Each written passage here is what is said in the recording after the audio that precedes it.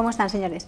Todos vostedes coñecen a Tino Santiago, un compostelán de orixe ferrolán que comparte connosco cada noite de venres na televisión de Galicia, cun programa que se chama A Chave. Como está, Tino? Ben, moitísimas gracias. Ten que decirnos que se sinte estando do outro lado, sendo entrevistado. Non sei se é unha experiencia novedosa para vostede ou non. Va, un pouco raro, non? Bueno, digo que esa é a primeira entrevista que fan na miña vida, pero a terceira pode ser. Eu non, estou mellor aí, cambiamos. Non, hoxe non cambiamos, pero sí que debe ser unha... Debe sentirse algo isto de falar maior, sí, faste maior. Isto de falar de un mesmo, non sei se custa traballo, mellor custa, non? Hombre, nosotros nos pagan por falar dos demais, non por falar de un mismo, non? Pero bueno, está ben. Pregúntome o que fai un rapaz, agora xa menos rapaz, pero bueno, que fixo económicas nesto do audiovisual. Bueno, a vida, non? Que te vai levando por aí, que era unha cosa que me gustaba e eu empecé a traballar en Radio Galicia e despois a vida foiche levando e acabei en televisión. En realidade é que non sei que non lle pareza mal a ningún periodista de profesión, de carreira que nos este escoitando, pero nisto parece que do que se trata de ser un bo comunicador máis que de ter unha formación apropiada. É unha pregunta isto, eh? Sí, bueno, vamos a ver, hai na profesión esta nosa, non? Hai sempre unha discusión sobre as titulaciones e non titulaciones, que non vamos a aburrir ao personal con un asunto moi gremial como é ese, non? O que sí que é como casi todo nesta vida, pois, hombre, a formación é fundamental, non? Entón, unha formación específica é boa, é moi importante. Hombre, non é a única maneira que se pode facer chegar ao oficio este, porque isto é un oficio, non é máis, non? Vostede empezou falando de música. Sí. Oye, tesme que tratar de usted ou cousa do programa? Si ten que ser así, somos así, non pasa nada. É unha das reglas do programa, pero tamén podoche decir que como eu tamén vou maior, vou na transgredir. Entón pasamos ao tuteo, aínda que corro o risco de pasarme vostede... Nada. Pero bueno. Eu entrevisto aos entrevistados, sempre falo de vostede. O que pasa é que ao que me fagan a mí, soname así que... Pois veña, pasámonos ao tú. Digo que agora falas de música tamén, pero unha música ben diferente, agora é a política. Sí, bueno, eu empecé nos 40 principais, con Luis Rivero de Aguilar, aquí en Radio Galicia, que é Radio Galicia un dos fitos na historia do periodismo en Galicia, e na radio, e eu empecé ali. Empecé facendo 40 principales cando casi non había 40 principales. Cando eran poucas, non, as cadenas que tiñan aquela concesión. Claro, porque estamos falando antes das concesións de FM dos anos 80. Home, vamos a ver, Santiago estaba en Radio Galicia, non había COPE, non había Onda Cero, estaba Luis Rial en Radio Nacional de correspondente, e igual había algo máis, pero non había máis, eso é o que había, as emisores que se collían aquí, e eso non hai tantos anos, o que parezca que non, este é o ano 78, 79. E como foi que te metiches niso, realmente? Porque me gustaba a música e me gustaba a radio. Na miña casa, nós somos 6 irmáns, cando chegabas unha certa edad, miña nai regalábache un transistor. Entón, era que xa eras maior, non? Entón, todos os meus irmáns tiñamos transistor, que era ateo, e entón, cada outra. E entón a mí me gustaba a radio, me gustaba a música, vale? Me gusta a radio e me gusta a música. E entón era unha tentación inevitable que o que che gusta, pois queres sempre dedicarte a eso, non? E por aí foi a cousa. E pasar diso, por exemplo, a facer informativos en radio, que é algo tan diferente? Houbo un paso así doado ou foi difícil? Non, bueno, porque... Non é difícil, eu creo que o que hoxe por hoxe, xa hai anos non se pode, a distinción clásica de programas e informativos, eu creo que non é práctica, non é real, non? É dicir, non estamos facendo agora información, estamos facendo un programa de entretenimento. Bueno, pues, non hai que...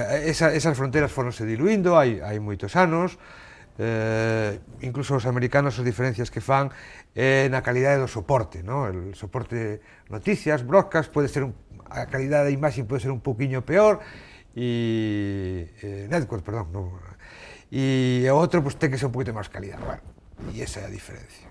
Non hai diferencia entre géneros. Entón é fácil, é normal saltar dunha cousa a outra. O que xa non debeu ser tan doado foi pasar do micro exclusivamente ali diante dun fala que fala, o da cámara.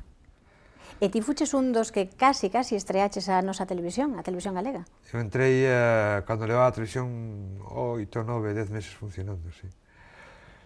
Iso sí que foi un cambio, non me digas que non. No, pero bueno, eu creo que os que viñamos da radio tiñamos unha ventaxa enorme sobre os que veñen de prensa, É dicir, na radio xa tens que traballar en equipo, os de prensa ten un traballo máis artesanal, máis individual, ainda que logo entra todo o proceso de talleres, etcétera, pero bueno, na práctica ti escribes, maquetas a tua páxina e non tens por que participar no resto do proceso de produción, non? Na radio, pues, como mínimo, pues, tens que ter unhas nociones de autocontrol e de manexar 3 ou 4 aparatos, se non tens que estar traballando con un señor que está no outro lado da pecera, non? Entón, e en televisión, pues, ainda é máis complexo, non? É dicir, somos moitos máis que os que facemos calquera cousa que fagas, non? Entón, estás máis adaptado, logo hai unha outra cousa que é o ritmo, o nexo de unión entre a radio e a televisión é o ritmo. Tens que ter un certo ritmillo que se interioriza e eso o colles na radio, entón está ben para a televisión. Eu non vexo tan difícil o salto, o que te asustas cando te ves. Ai, ese son eu, por favor, que horrible. Pero bueno, aparte de eso. Mira que tes feito cousas xa nesta trayectoria túa profesional na televisión. Dende Parlamento, por exemplo, que máis cousas? Como se chamaba aquel programa que era de corazón, que era casi Isto é noticia, unha novidade, ademais, aquí na nosa autonomía. En toda España había 2 programas que facían corazón a principios dos 90. Un era o de Cristina García Ramos, Corazón, da Española, e nosotros en Isto é Noticia. E non había máis, non había nada máis. Non había que me dices, non había eso. Entonces, nos tuvimos a mala sorte de adiantarnos á época, porque o Corazón de Cristina García Ramos, pues, bueno, máis na línea do hola, vamos a decir, máis institucional, e que os famosos sempre salgan ben, e non será máis irreverente, e cando nos sacaron, despois apareceu Que me dices, apareceu, bueno, pues todo o resto. E como che sentaba iso de meterte na vida de xente, a veces proporcionando disgusto? No, nos éramos pillos, non éramos malos. Entonces, no provocamos ningún desastre matrimonial, ni nada, y, hombre, nos metíamos un poquinho con eles, que van, en fin, unha certa carga, dosis de humildad, a nadie lle ven mal. Entonces, nosotros éramos simpáticos.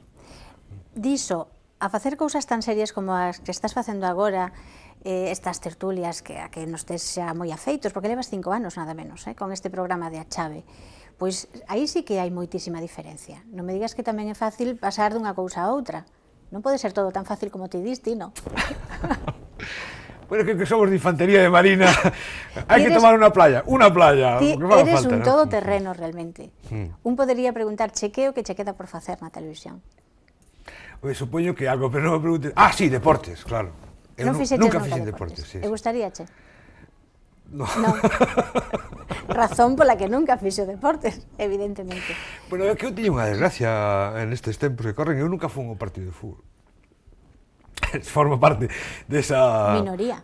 Sí, incluso marginal e sospechosa de ser un tipo raro, que eu nunca fui ao fútbol, entonces... O sea, non é que non me guste o que me deixe de gustar, é que igual. E tampouco practicas ningún deporte, nin o practicaches? No, andar e esas cosas e tal, andar en bicicleta, pero como para pasarlo ben, non como deporte, non? Bueno, e isto da política, eu vou insistir nisto, si de algo sabes, debe ser diso, non? De enquisas, de sondeos, de por onde van os tiros antes dunhas eleccións. Sí. Iso é o que máis che gusta de todo? É o campo no que máis che gusta traballar?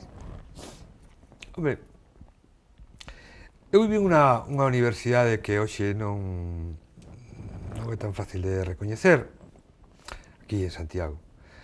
Éramos unha época moito máis politizada, e entón eu, digamos que eduqueime aí, non? E desde a mí sempre me gustou a política, me gusta a política, entón, bueno, unha acaba, pois, en eso, e a vida, pois, vai che levando, é dicir, cando traballas, pois, eu estuve nos primeiros parlamentos das eleccións do 81, e despois volvín outra vez ao Parlamento cando estaba en televisión xa, e, bueno, pois a mí me gusta a política. Sí, eso eu reconoce, e é moi entretenida, que reconoce. Vamos, eu creo que é moi entretenida. Atreveste a facer un augurio para o próximo outubro? En Galicia? En Galicia. Unha aposta. Non, falta moito. Falta moito, non se pode facer. Hombre, en este momento, non, é que non se pode facer. Faltan demasiados meses, aínda que levamos de campaña electoral permanente, realmente falta moito. Ahora, grandes cambios non creo que se podan producir, non? Parece sí que o Partido Popular seguirá sendo o primeiro dos partidos, pero, claro, en isto, que aquí a diferencia está en 37 diputados, perdes a maioría absoluta 38 tela, entón iso é a vida e a morte, e iso é un feixe de votos, non é máis, non? Entón, que podemos decir? Bueno, que o Partido Popular, home, e despois de 11 anos de goberno ou 12 anos que teña un certo desgaste, bueno, pois é casi normal, pero se ten 38 é como se non desgastara nada, non? Que a segunda forza parece que sigue sendo o Bloque? Sí, e que a terceira é o PSOE, como non che dixen nada. Falta moito para poder saber que va a pasar. E logo está o fenómeno Fraga, que marca tanto a nosa política, que é moi difícil de calibrar e de ver que vai pasar, non, con el. Nese sentido, somos inmobilistas, non? Falo da sociedade galega en xeral. Quero dicir, tense a Fraga como se fora unha familia que xa cando está Fraga hai moitísima xente que nin se plantexa votar a outro.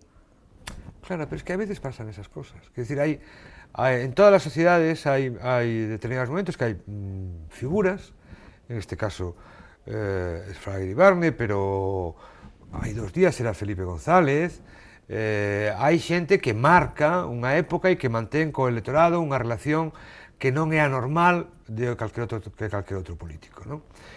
E entonces, bueno, pues eso é así, é dicir, a veces logo os propios ciudadanos danlle a espalda de un día para outro, non? É dicir, a devoción, é un exemplo clásico, non? É dicir, a devoción que tiñan os ingleses por Churchill durante a Segunda Guerra Mundial, pues era o héroe nacional. E chegan as eleccións de 1945 e as perde. Unha pregunta entre a política, da que tanto sabes, e o cotilleo, que tamén se che daba naquel programa. Ti non pensas que Fraga está un pouco maior demais para presentarse a estas novas eleccións? Vamos a ver, non o sei, isto ten que decirle. A mí o que me molesta deste asunto da edad dos candidatos é que estamos nunha época en que solo o novo parece que ten unha certa justificación, non?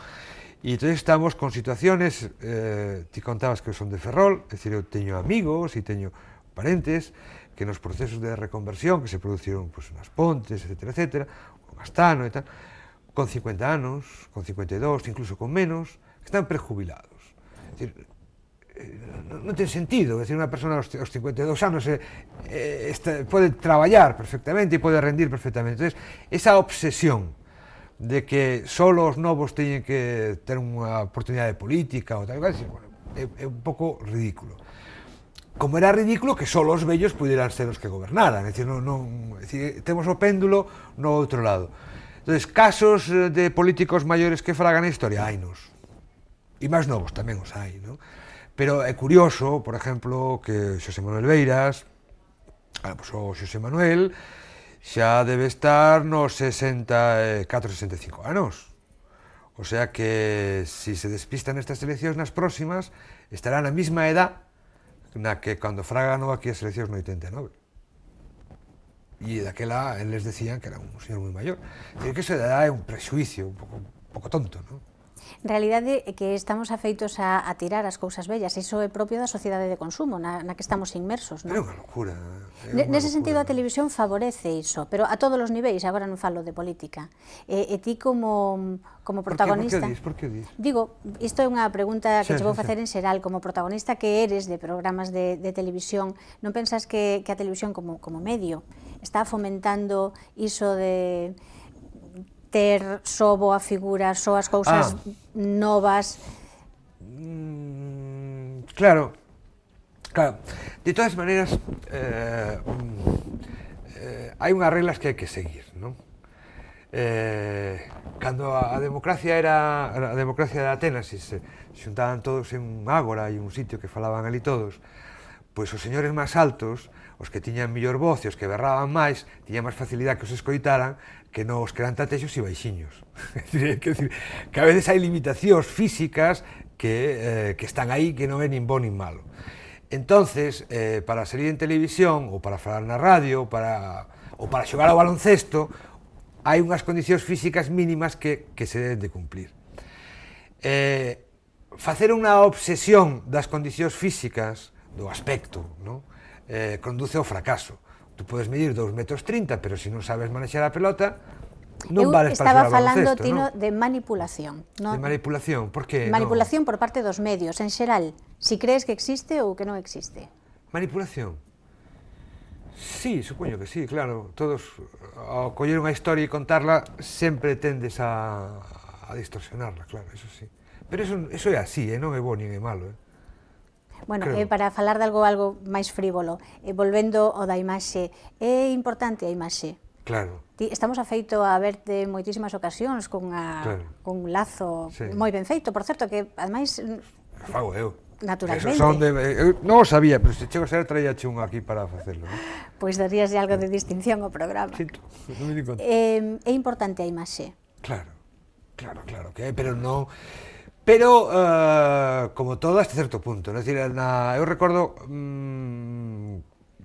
se tú aplicaras as normas, os estándares, é dicir, un dos fenómenos da radio en España dos últimos anos, como é José María García, pois non podría triunfar, que ten unha voz de pito horrible, e, bueno, ya arrasou.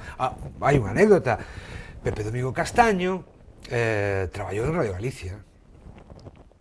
Non acordo en que época. Entón, un director que cando leva uns meses traballando ali, que lle dixo, mira, chaval, tú para isto non vales. Búscate outra cosa e tal, pero dicillo por ben, dicir, non, mira, tú isto para non vales. Entón, por unha serie de circunstancias e tal, acabou en Madrid e es Pepe Domingo Castaño. Es que decir que hai errores gordos. Ahora, e logo hai xente que supera as súas limitacións físicas, pois porque é máis simpático, porque é máis listo, porque fala mellor, porque enguada, ¿no? Porque, ahora, se queda a cámara, pois é unha ventaxa grande, claro. Iso de que a cámara chequeira, iso existe, en realidade. Eso é así. Eso saben todos os espectadores. Todos os espectadores temos un pariente, un amigo, ou non sei que sale ben sempre nas fotos. E hai outro que sempre sale mal. E é así. E é así, bueno, hombre, os técnicos falanche da estructura da cara, que tens que ter non sei que, da luz e tal.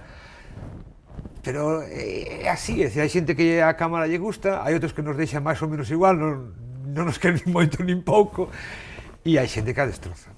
Bueno, agora dime que ademais eu confésoche que o vou tomar como un consello persoal, pero ademais así para que a xente se entere. Que é o que hai que facer para ser un bo entrevistador? Eu escoito. A única virtud que eu teño como entrevistador é que escoito o que me di a persoa, que non é tan fácil, porque non é fácil ni siquiera nunha conversa normal, cando estás con unha persona, escoitar o que nos di, porque normalmente tendes a decir, este me vai dicir eso, a adiantarte o que che vai pasar. Entonces, frenarte e escoitar de verdad, eso non é nada fácil. Entón, a miña virtude é que eu escoito o que me contan, e logo, claro, todo o que sea unha certa documentación, etcétera, etcétera, bueno, está ben, non? No caso dos políticos, os que ti entrevistas, cando che contan cousas que non te convencen particularmente, que o que fas? Sigues tirando do fío ou eres discreto? Bueno, aí depende do medio onde estés traballando e da línea editorial do medio onde ti estés traballando. Nosotros, na Televisión de Galicia, movémonos con unas limitacións moi grandes porque non somos unha televisión pública. É dicir, non somos unha televisión privada onde hai unha línea editorial que marca a dirección e que sea que sea. Entón, nós temos que respetar unhas reglas de xogo e unhas certas proporcións que hai ali.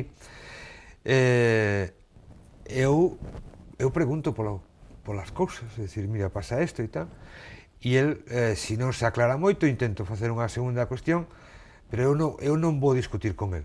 Eu non vou discutir co meu entrevistado, pero se ao conseguir o sea o secretario xeral da CIGA.